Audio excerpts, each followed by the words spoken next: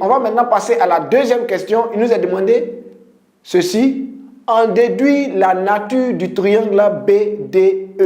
En déduire la nature du triangle BDE. Ici, pour pouvoir répondre à cette question, il faut savoir que l'angle ABC est un angle droit, d'après la question précédente. C'est un angle droit puisque le triangle ABC est rectangle en B. Ça va? Comme les points A, B et E sont alignés, l'angle DBE est également un angle droit. Ça va? Tu peux observer cela encore avec moi sur la figure qui s'affiche devant toi. Ça va? Donc, le triangle DBE est rectangle en B. Ça va? J'espère que tu me suis attentivement. On a l'angle ABC qui est un angle droit, d'après la question précédente. On a les points A, B et E qui sont alignés. L'angle DBE est également un angle droit. Donc, nous pouvons dire que le triangle DBE est rectangle en B. Ça va? Donc, on vient ici de répondre à la seconde question en donnant la nature du triangle BDE. Ça va? J'espère que tu as compris, tu as bien compris cette question. En remarque, il faut savoir que ce triangle aussi n'est pas isocèle car BD est égal à 6 et BE est égal à 7. On va maintenant passer à la troisième question. Il est dit calculer DE, arrondir le résultat au dixième près. Arrondir le résultat au dixième près. Ici, pour calculer DE, on va d'abord calculer DB. Ça va? On va d'abord calculer DB. Donc, on se rend compte que DB est égal à 2 fois CD. Ça va? Or, CD est égal à 6. Ça va? Maintenant qu'on a calculé DB et que nous savons qu'il est égal à 6, on va maintenant calculer DE. Mais ici, pour calculer DE, on va utiliser le théorème de Pythagore. Pourquoi? Pour la simple raison que le théorème de Pythagore, en rappel, est une propriété qui permet de calculer la longueur du troisième côté d'un triangle rectangle lorsqu'on connaît les longueurs de ces deux autres côtés. Ça va? Je vais reprendre cela pour toi.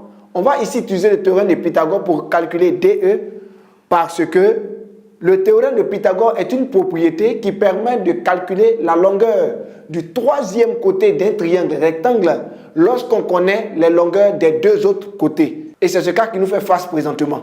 Ça va? On va maintenant énoncer, maintenant qu'on est passé par le rappel, pour terminer à comprendre qu'on va passer par le théorème de Pythagore, on va maintenant énoncer le théorème de Pythagore. La forme la plus connue du théorème de Pythagore est la suivante.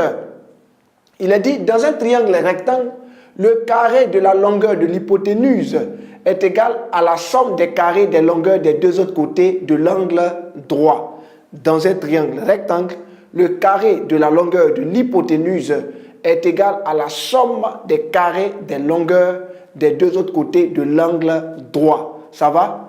Maintenant, on va calculer DE. Ici, d'après le théorème de Pythagore, dans le triangle rectangle DBE, on a DE au carré qui est égal à DB au carré plus BE au carré. Ça va?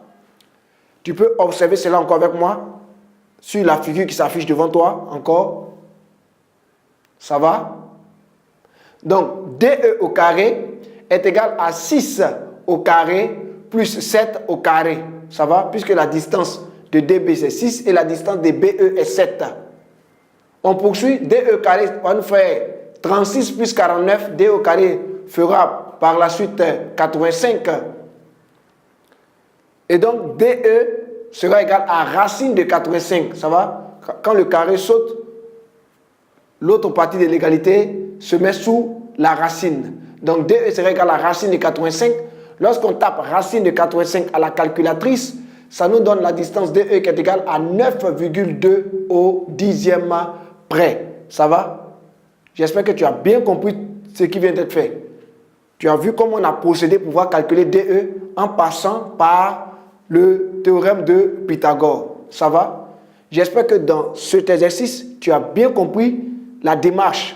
Tu as bien suivi comment est-ce qu'on s'y est pris pour répondre à chaque question en sachant utiliser soit la réciproque du théorème de Pythagore, soit le théorème de Pythagore en lui-même. Ça va? Cet exercice est un exercice de BPC que tu viens de traiter brillamment grâce à succès assuré. Succès assuré.